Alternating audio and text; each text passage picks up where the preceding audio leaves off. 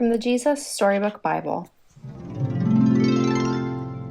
God's wonderful surprise. Jesus' friends were sad. They would never see their best friend again. How could this happen? Wasn't Jesus the rescuer? The king God had promised? It wasn't supposed to end like this. Yes, but whoever said anything about the end? Just before sunrise, on the third day, God sent an earthquake and an angel from heaven. When the guards saw the angel, they fell down with fright. The angel rolled the huge stone away, sat on top of it, and waited. At the first glimmer of dawn, Mary Magdalene and other women headed to the tomb to wash Jesus' body.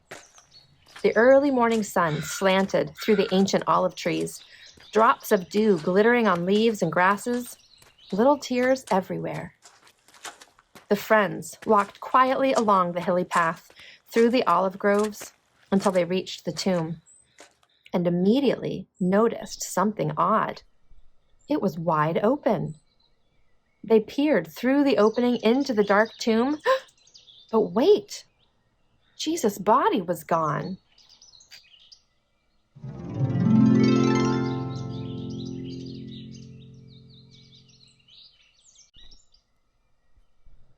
And something else. A shining man was there with clothes made from lightning. "Don't be scared," the angel said. But they couldn't help it. They screamed anyway. The angel asked them, "What are you doing here?" "This is a tomb, and tombs are for dead people." The women couldn't speak. "Jesus isn't dead anymore," he said. "He's alive again." And their hearts leapt. And then the angel laughed with such gladness that they felt for a moment as if they had woken from a nightmare. The other women rushed home, but Mary stayed behind. How could it be true? Jesus was definitely dead. How could he be alive? Just then, Mary heard someone else in the garden. Perhaps it's the gardener, she thought. He'll know where Jesus' body is. "I don't know where Jesus is," Mary said urgently. "I can't find him." But it was all right. Jesus knew where she was, and he had found her. Mary. Only one person said her name like that.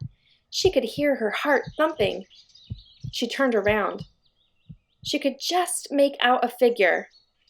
She shaded her eyes to see and thought she was dreaming. But she wasn't dreaming. She was seeing. Jesus! Mary fell to the ground. Sudden tears filled her eyes and great sobs shook her whole body. And all she wanted in that moment was to cling to Jesus and never let him go. "You'll be able to hold on to me later, Mary," Jesus said gently, "and always be close to me. But now, go and tell the others that I'm alive." Mary ran and ran all the way to the city. She had never run so fast or so far in all her life.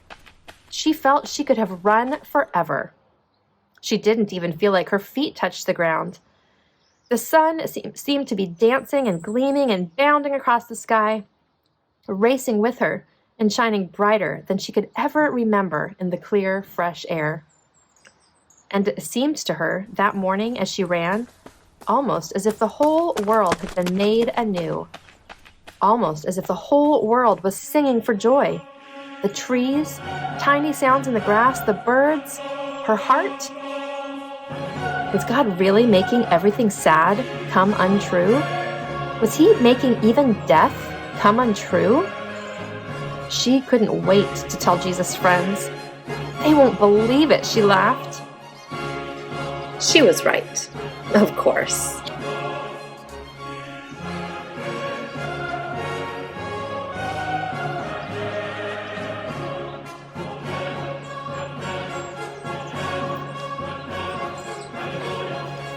To be continued.